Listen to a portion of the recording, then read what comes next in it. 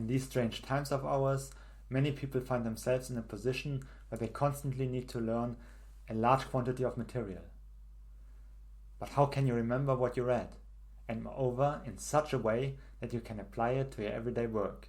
Here are 5 games that can help you with that.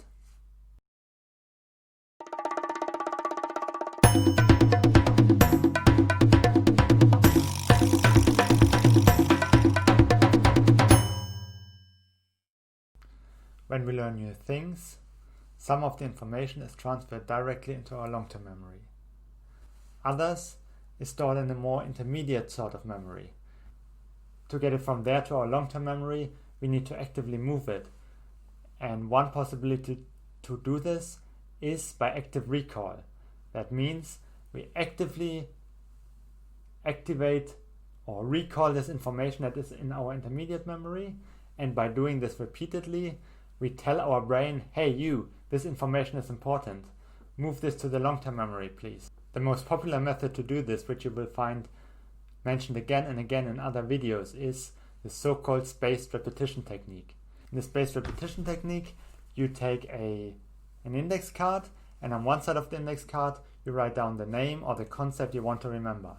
On the other side, you write down the exact definition of that name or concept or an example. And then you take these index cards, you see the concept, from memory, you're reproducing the definition on the other side. And so, the more and more often you do this, more and more of the index cards will wander to the back of your index box until you say, now I know them, now they're in my long-term memory and I can immediately or completely remove them from the index cards. While this is a very popular method, it has 2 main disadvantages. One very obvious and one much more subtle. The obvious one is, it's a drag. Who wants to go through the index cards again and again and again and always recall the same information? You need either a lot of self-discipline or a lot of external motivation to keep going. The more subtle drawback of this method is another one. On this index card, you write down exactly one way of the definition. And you're trying to recall this definition word by word. So in effect what you're doing is rote memorization. On first sight there seems to be nothing wrong with that. But research in the 1990s has shown if you memorize something by heart, you can repeat what you memorized, but you don't understand it very well. If somebody were to ask you questions or if you need to apply this in a real-world context, you will have problems. Now the question is, can we have a system that gives us this benefit of active recall, but on the other hand avoids the 2 main drawbacks of the spaced repetition technique? And yes, there are not only one, but there are several of these techniques. We know them, usually not from a learning context, but from a context of play. The first game is called the categories game. In the categories game, you have 3 to 5 categories on the top, and then you select a letter from the alphabet at random. Whatever the letter is, everybody then tries to find a word for each category that starts with the letter. The first person to find a word for each category shouts stop, and everybody needs to stop writing. The great thing about this game is that you keep the information that you have learned on the top of your mind. If it's on the top of your mind, that means that your subconscious will always look out for new information about the topic you're learning. And if you look again after some time, you have learned much more about the topic. The second game is called Categories Plus. On the surface, it looks very similar to the Categories game, but it works in a fundamentally different way. In Categories Plus, you also have 3 to 5 categories on the top, but you have an additional 3 to 5 categories on the side, instead of the letters. Now, the aim of the game is to go through the categories on the top and on the side and find words that match both categories. But this gives you a very good opportunity to think deeply about a topic in the sense that you need to understand what categories have in common. And you need to be able to take a word and understand its components, understand how it relates in the wider context.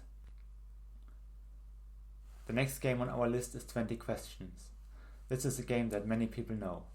One player thinks of a person or a thing, and the other player or players need to ask yes or no questions that lead them closer to the answer, so that they can guess what the other player had in mind within 20 questions.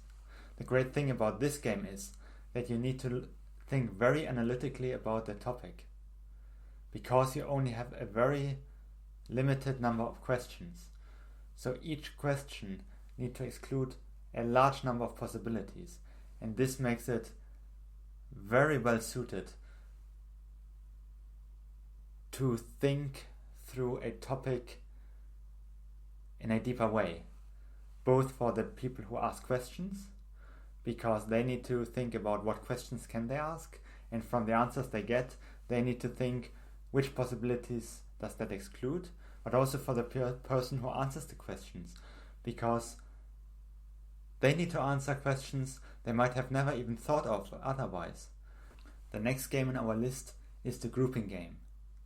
This is basically categorization as a game. You take a list of, say, 10 words. Every player gets the same 10 words, and every player tries to fit all the words into 2 to 5 categories. Afterwards, the players compare. Very rarely will there be two players who have chosen the same grouping for the 10 words. This opens your mind to the possibility that there is more than one correct solution. Everybody sees it from a different angle. And if you take all of that together, if you compare it, if you discuss it, you have a much more holistic view on the topic than you would have if you just look at it yourself. And at the same time, you've gone much deeper, because not only do you need to understand the concept in order to put it into one group or the other, but you also need to think very logically to see which of the characteristics belong together. The last game are actually 3 games, all of which have a game mechanic which is very close to one another. Charade, Pictionary, Taboo. In each of the 3 games, you have a word, a concept that the other players need to guess. And you need to give them clues so that they are able to guess without asking questions. For Charade, you're acting it out. Pictionary, you're drawing. Taboo, you're giving verbal clues. But in any case, you need to give the clues in such a way that they are very close to the essence of the concept. Because the closer they are to the essence of the concept, the easier it is for the other players to guess the word. And so you can go through more words in a short period of time. These were 5 games that make active recall much more pleasurable than it usually is.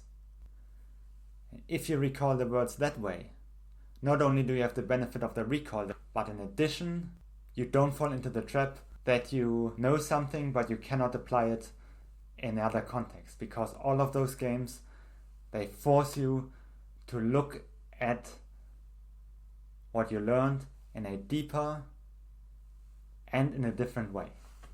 And if you found this video useful, then please give it a thumbs up and subscribe for more videos on how to think deeply and creatively. And I see you in my next video.